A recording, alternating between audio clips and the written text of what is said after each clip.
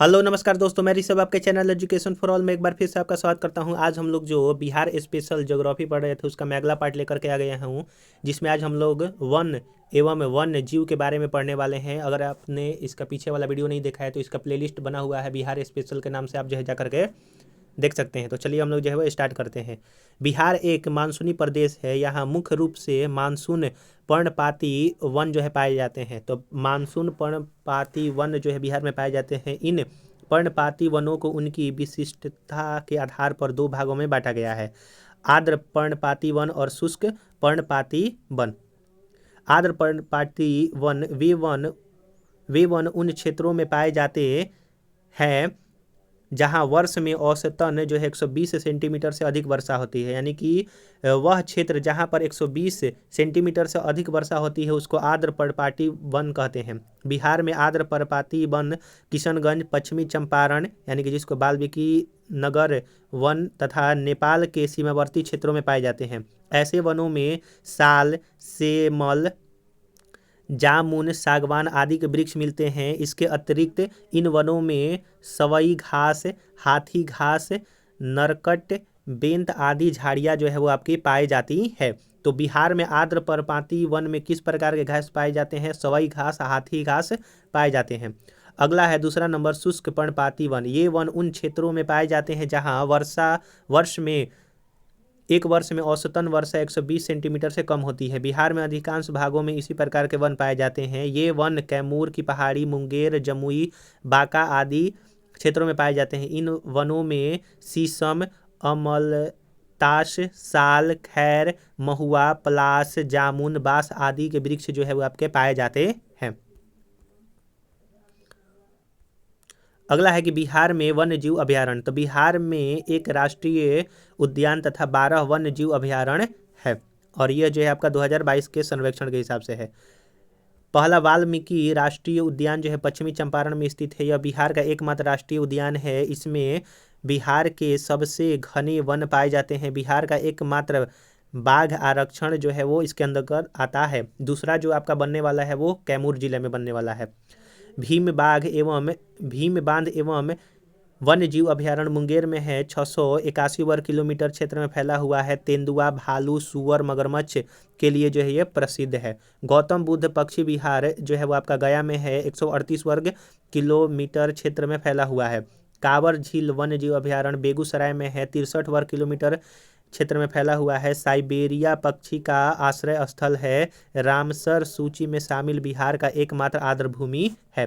कैमूर वन्य जीव अभयारण्य रोहतास कैमूर में फैला हुआ है। 1504.9 वर्ग किलोमीटर क्षेत्र में फैला हुआ है। बिहार का सबसे बड़ा वन्य जीव अभयारण्य है, जो कि अब इसको नेशनल अभयारण्य की घोषणा किया गया है। दूसरा ये बन रहा है। नागी बांध पक्षी विहार जो है वो आपका जमुई में है। 1.92 वर्ग किलोमीटर क्षेत्र में फैला हुआ है। सबसे छोटा अभयारण्य है नागी बांध पक्षी विहार। नकटी डैम वन्य जीव अभयारण्य जो है वो जमुई में फैल है। 3.3 वर्ग किलोमीटर में फैला हुआ है। अगला है राजगीर वन्य जीव अभयारण्य नालंदा में है। 35.84 वर्ग किलोमीटर में फैला हुआ है। उदयपुर वन्य जीव अभयारण्य जो है वो पश्चिमी चंपारण में है। 8.87 वर्ग किलोमीटर में फैला हुआ है। रजौली यानी कि नवादा वन्य जीव अभयारण्य नवादा में स्थित है। 27.27 वर्ग किलोमीटर में फैला हुआ है।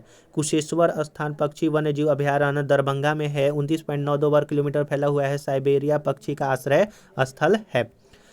अगला है विक्रमशिला डॉल्फिन वन्य जीव अभयारण्य भागलपुर में स्थित है। 60 किलोमीटर के क्षेत्र में फैला हुआ है। गंगा नदी से मुंगेर से भागलपुर तक है। भारत के पहले डॉल्फिन अभयारण्य के रूप में प्रसिद्ध है।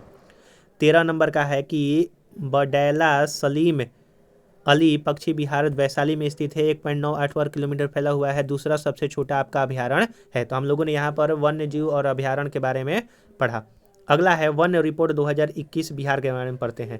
भारत एवं बिहार वन्य जीव रिपोर्ट प्रति 2 वर्ष पर भारतीय वन सर्वेक्षण द्वारा जारी किया जाता है। सर्वप्रथम यह रिपोर्ट 1987 ईस्वी में प्रकाशित किया गया था। 2021 की रिपोर्ट की श्रृंखला में 17वीं रिपोर्ट है, जिसके लिए दूर संवेदी उपग्रह रिसोर्स सेट 2 से प्राप्त आंकड़े जो है का प्रयोग किया गया है। बिहार में वन आवरण वन रिपोर्ट 2021 के अनुसार बिहार का वनावरण 7,380.79 वर्ग किलोमीटर में है, जो कि राज्य के कुल भौगोलिक क्षेत्रफल का 7.84% है। 2019 रिपोर्ट की तुलना में वनावरण में 75 वर्ग किलोमीटर की वृद्धि हुई है, जो कि लगभग 1.03% की वृद्धि हुई है। आप जो है डाटा जरूर से जरूर याद रखिएगा। बिहार में वनावरण एवं वृक्षावरण, तो वनावरण जो है वो क्षेत्रफल 7,381 वर्ग किलोमीटर में है, प्रतिशत आपका 7.84% है और 75 वर्ग किलोमीटर की वृद्धि हुई है 2019 के हिसाब से। वृक्षारोपण में जो है वो वृक्षावरण में 2,341 वर्ग किलोमीटर 2.84% है कुल क्षेत्रफल का, और 338 वर्ग किलोमीटर में वृद्धि हुई है। कुल जो है वो 9,722 वर्ग किलोमीटर क्षेत्रफल है, 10.32%, और 413 वर्ग किलोमीटर की जो है वो वृद्धि हुआ है। तो आप जो है परसेंट में जरूर याद रखिएगा कि कितना आपका है। जिला में वनावरण क्षेत्रफल के अनुसार, तो जिला कैमूर में जो है वो सबसे नंबर 1 पर है, आपका 1,051.56 वर्ग किलोमीटर क्षेत्रफल के हिसाब से है। दूसरा पश्चिमी चंपारण में जो है वो सबसे ज़्यादा वनावरण है, फिर रोहतास में है, शेखपुरा में सबसे कम है, फिर अरवल में, फिर उसके बाद जहानाबाद में है। जिले में वनावरण प्रतिशत के हिसाब से कैमूर में सबसे ज़्यादा है 31.56%, फिर जमुई में है 21.34%, नवादा में 20.72% है। वहीं सबसे कम की बात किया जाएगा तो शेखपुरा में जो परसेंट है वो 0.61% है, फिर बक्सर में, फिर उसके बाद सिवान में है। अगला है कि 2019 की तुलना में वनावरण में सर्वाधिक वृद्धि और नुकसान वाले जिले, जैसे जिला बांका है, तो यह जो है वृद्धि वाला है, वनावरण में वृद्धि। तो सबसे ज़्यादा जो वनावरण है वो आपका बांका में 16.29 वर्ग किलोमीटर, दूसरा पर जमुई है 13.22 वर्ग किलोमीटर, गया 12.24 वर्ग किलोमीटर में वनावरण में वृद्धि हुई है। वहीं आपका कमी कैमूर में हुआ है, -4.83 वर्ग किलोमीटर में कम हुआ है। सुपौल में -4.46 वर्ग किलोमीटर, रोहतास में -2.32 वर्ग किलोमीटर में कमी हुआ है। अन्य बिंदु जैसे वाल्मीकि नगर टाइगर रिजर्व के 796.12 वर्ग किलोमीटर में वन है, जो कुल टाइगर रिजर्व क्षेत्र का 85.71% आपका है। बिहार में वृक्षावरण, भारत वन रिपोर्ट 2021 के अनुसार बिहार में 23,000 से ज़्यादा वर्ग किलोमीटर में वृक्षावरण है, जो कि राज्य के कुल भौगोलिक क्षेत्र का 2.48 वर्ग किलोमीटर है। 2019 की रिपोर्ट की तुलना में वृक्षावरण में 338 वर्ग किलोमीटर की जो है वो वृद्धि हुआ है। 2021 में बिहार में विभिन्न प्रकार के वन के अंतर्गत प्रतिशत, जैसे अति सघन वन जो कि 70% से अधिक शिखर सघन है वो 4.5% है, जो कि 333 वर्ग किलोमीटर है। मध्य सघन वन जो है वो 40 से 70% शिखर सघन है, जो कि 44.5% है, जो कि 3,286 वर्ग किलोमीटर में फैला हुआ है। और खुले वन जो कि 10 से 40% शिखर सघन होता है 51% है, और 3,762 वर्ग किलोमीटर में फैला हुआ है। बिहार में वनावरण में शीर्ष जिले जो कि सबसे ज़्यादा वन है, तो बहुत घने वन पश्चिमी चंपारण में है, मध्य रूप से घने वन पश्चिमी चंपारण में है, और खुले वन कैमूर में है। पश्चिमी चंपारण में बहुत घने वन जो है वो 249.34 वर्ग किलोमीटर है, मध्यम वाला में 548.47 वर्ग किलोमीटर है, वहीं आपका खुला वाला में 531.73 वर्ग किलोमीटर है। 2019 एवं 2021 में वनावरण की तुलना, यानी कि बहुत घने वन आपका 2019 में 333 वर्ग किलोमीटर पर था, और 2021 में भी 333 वर्ग किलोमीटर में। मध्य रूप से घने वन 3250 वर्ग किलोमीटर में, वहीं आपका 3286 जो है वो वर्ग किलोमीटर में आपका 2021 में। खुले वन जो है वो 3,693 वर्ग किलोमीटर में था 2019 में, और 3,762 वर्ग किलोमीटर है आपका 2021 में। तो 2019 में जो आपका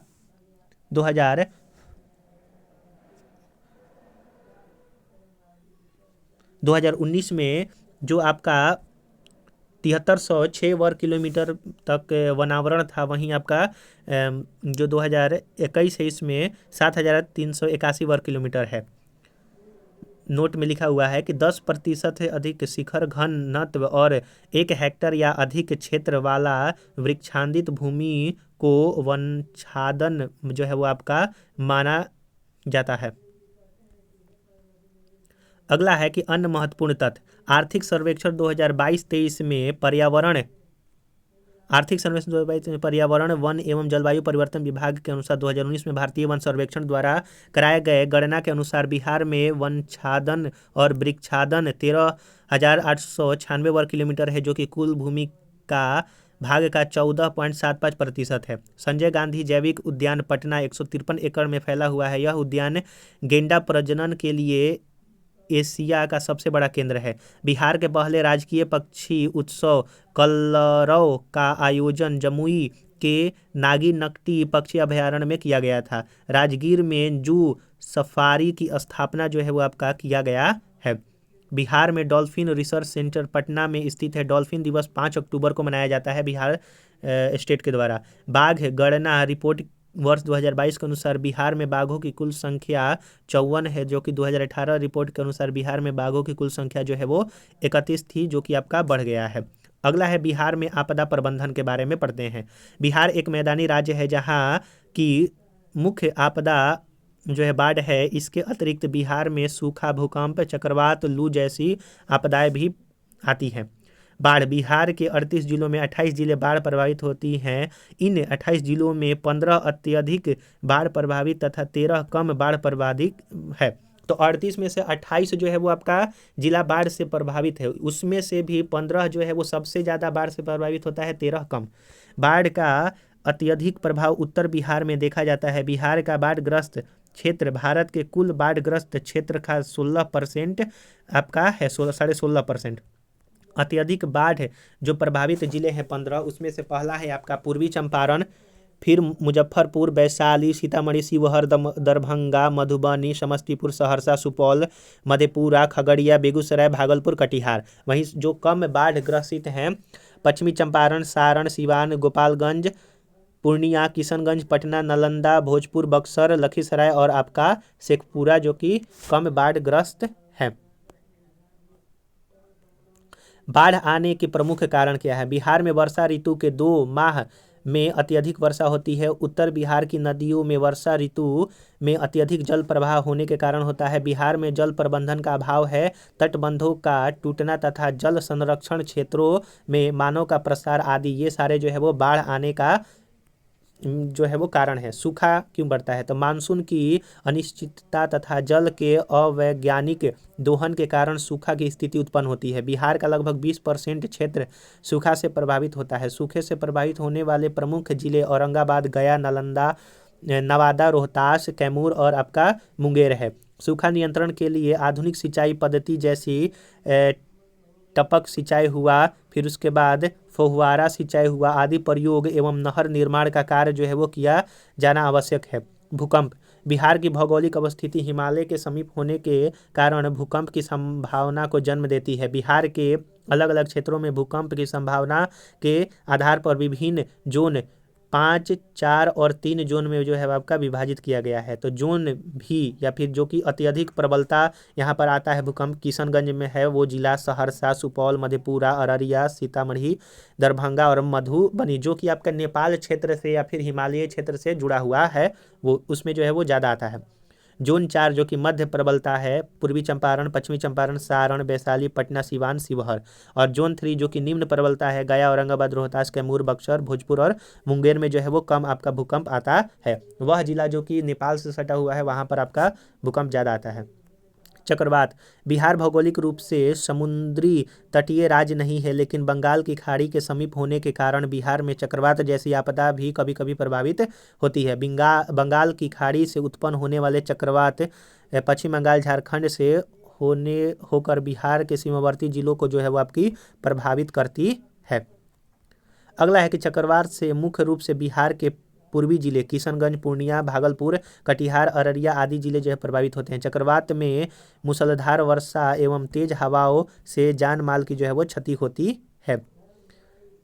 सेंदाई फ्रेमवर्क और बिहार जापान के सेंदाई शहर में मार्च 2015 में आपदा जोखिम की कमी लाने के लिए तीसरा संयुक्त राष्ट्र विश्व शिखर सम्मेलन आयोजित किया गया था। इस सम्मेलन में आपदा जोखिम में कमी लाने से संबंधित 7 प्रमुख लक्ष्य निर्धारित किए गए थे। भारत में 1 जून 2016 को सेंदाई फ्रेमवर्क को अपनाया गया। बिहार भारत का पहला राज्य है जिसने सेंदाई फ्रेमवर्क से संबंधित कार्य कार्य योजना को लागू किया। तो हम लोगों ने यहाँ पर जो है वो आज बिहार का जो भूगोल है यानी कि बिहार ज्योग्राफी को हम लोगों ने पूरी तरह से जो है वो ख़त्म कर दिया है। अगर आप किसी भी एग्ज़ाम की तैयारी कर रहे हैं और बिहार स्पेशल पढ़ना चाहते हैं, जैसे बीपीएससी, बिहार एसआई या फिर बिहार एसएससी का एग्ज़ाम होने वाला है, तो उसके लिए आप जो है इस लेक्चर को कर सकते हैं। अगर आप एंशिएंट या फिर आप हिस्ट्री ऑफ बिहार पढ़ना चाहते हैं तो उसका भी मैंने करवा दिया, आप जो है जा करके देख सकते हैं, इसका प्लेलिस्ट बना हुआ है। अगर आप रेलवे का साइंस और रेलवे का प्रीवियस ईयर क्वेश्चन पेपर करना चाहते हैं तो उसका भी प्लेलिस्ट बना हुआ है। अगर आपको ये वीडियो पसंद आया होगा तो वीडियो को लाइक कीजिएगा, अपने दोस्तों में शेयर कीजिएगा। अभी तक चैनल को सब्सक्राइब नहीं किए हैं तो मैं आपसे निवेदन करता हूँ कि चैनल को भी सब्सक्राइब कर दिया कीजिए। तो चलिए हम लोग जो है अगले वीडियो मिलेंगे, तब तक के लिए नमस्कार।